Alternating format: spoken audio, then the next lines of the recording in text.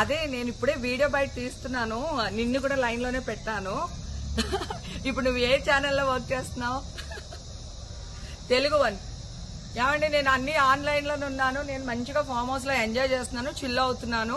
నా మీద ఈ ఫేక్ న్యూస్ వస్తుంది. ప్లీజ్ వేణు, నేను మళ్ళీ చేస్తాను. మన వాళ్ళు కంటిన్యూస్ గా కాల్ చేస్తున్నారు. ఒక వీడియో బయట రిలీజ్ చేసేసి నీకుతో మాట్లాడతాను. ఓకే మా, థ్యాంక్ యూ. హాయ్ అండి, నేను ఎక్కడికి వెళ్ళలేదు, నేను హైదరాబాద్ లోనే ఉన్నాను.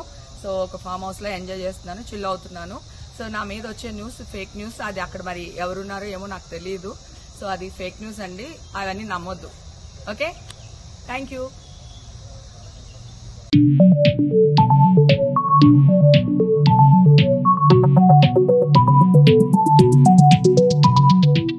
ఇది నా ఇల్లేగా, మా ఇంట్లోనే ఉన్నాను, హైదరాబాద్లో ఉన్నాను. సో నేను విన్నాను పొద్దున్నుంచి, నాకు ఫోన్లు రావడం జరిగింది. నేను కూడా వీడియో క్లిప్ చూశాను. మన మీడియా మిత్రులు చాలామంది నన్ను అడిగి క్లారిఫై చేసుకున్నారు. వాళ్ళ దాంట్లో రాలేదు నాకు తెలిసి. చాలా ఇట్లా శ్రీకాంత్ ఇలా బెంగళూరులో రేవ్ పార్టీకి వెళ్ళాడు, హేమ వెళ్ళింది, ఈ టైప్లో ఏవో వచ్చినాయి. నిజంగా నాకు నవ్వు వచ్చింది. ఇంట్లో వాళ్ళందరూ నవ్వుకున్నాం. ఇదేంటిది, మొన్న ఏమో విడాకులు ఇచ్చి పిచ్చేశారు నా భార్యతో, ఈరోజేమో రేవ్ పార్టీలకి వెళ్ళాడు అని వచ్చేసినాయి. కానీ ఒకటి, వాళ్ళు కొంచెం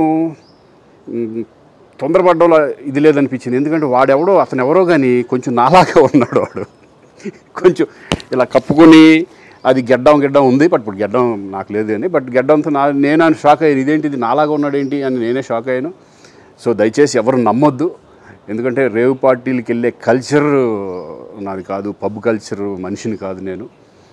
ఒక్కోసారి బర్త్డే పార్టీలకి వెళ్తాము, ఒకవేళ తెలియకుండా ఏదైనా వెళ్ళినా ఒక హాఫ్ అన్ అవర్ నుండి వచ్చేస్తాను తప్పితే అటువంటి ఏమీ లేదు. రేవ్ పార్టీ ఎలా ఉంటుందో కూడా నాకు తెలియదు. సో దయచేసి ఎవ్వరూ ఈ విషయాన్ని నమ్మొద్దు. హ్యాపీగా నేను హైదరాబాద్లో ఉన్నాను, మా ఇంట్లోనే. ఇప్పుడు మా ఇంట్లో నుంచే నేను ఇది చేస్తున్నాను. సో దయచేసి మీడియా మిత్రులందరికీ కూడా నేను చెప్పేది ఏంటంటే, ఏ విషయం కరెక్ట్గా తెలుసుకోకుండా మీరు కూడా థంబ్నైల్స్ పెట్టేసేసి నా బొమ్మ వేసేసి రేవ్ పార్టీలో పట్టుబడ్డ శ్రీకాంత్ ఈ టైప్లో వేస్తున్నారు. కాబట్టి దయచేసి ఎవరు నమ్మొద్దు. అది అతను నాలాగా ఉన్నాడు అనే ఒక విషయంలో మీరు పొరపాటు పడి ఉంటారని నేను అనుకుంటున్నాను. దయచేసి అది నేను కాదు. Thank you. ఇటువంటివన్నీ కూడా నిజంగా కొంతమంది, వాళ్ళందరికీ నిజంగా థ్యాంక్స్ చెప్పుకుంటున్నాను నేను. కొంతమంది మీడియా మిత్రులు నాకు డైరెక్ట్గా తెలుసు కాబట్టి, వాళ్ళ ఫ్రెండ్స్ లాగా నన్ను ఇచ్చేస్తారు కాబట్టి, వాళ్ళందరూ నన్ను డైరెక్ట్గా అడగడం, నేను చూసి ఇద్దరు నవ్వుకోవడం, వాళ్ళు వాళ్ళ దాంట్లో వేయకుండా చూశారు కొంతమంది. వాళ్ళందరూ కూడా నేను థ్యాంక్స్ చెప్పుకుంటున్నాను. దయచేసి ఇవన్నీ నమ్మొద్దు. అందరికి నమస్కారం, నేను మీ జానీ మాస్టర్. నేను హైదరాబాద్లో మా యూనియన్లో AFTDDA ముకురాజ్ మాస్టర్ గారు మా యూనియన్ స్థాపించిందనమాట. ఇది నా క్యాబిన్, షేక్ జానీ బాషా ప్రెసిడెంట్గా ఇది నా క్యాబిన్. అంటే నా ప్రెసిడెంట్ పోస్ట్కి మా యూనియన్లో ఉంటుంది. నా తమ్ముళ్ళు, నా అన్నలు ఉంటారు కదా కొంతమంది, రేవ్ పార్టీలో దొరికానని చెప్పి సంథింగ్ ఇంకేదో రేవ్ పార్టీలో ఉన్నారని చెప్పి. అలాంటి ఏం లేదు. మా ఎలక్షన్స్ తర్వాత హైదరాబాద్లో మా డాన్సర్స్ యూనియన్లో సో కొన్ని వర్క్స్ ఆగిపోయి ఉంటాయి. సో వాళ్ళందరూ ఆ వర్క్స్ అన్ని చూసుకుంటున్నాను. అలానే చాలా మందికి, నా ఫ్రెండ్స్ కొలీగ్స్కి బాగలేకపోతే హాస్పిటల్స్కి వెళ్ళడం జరిగింది.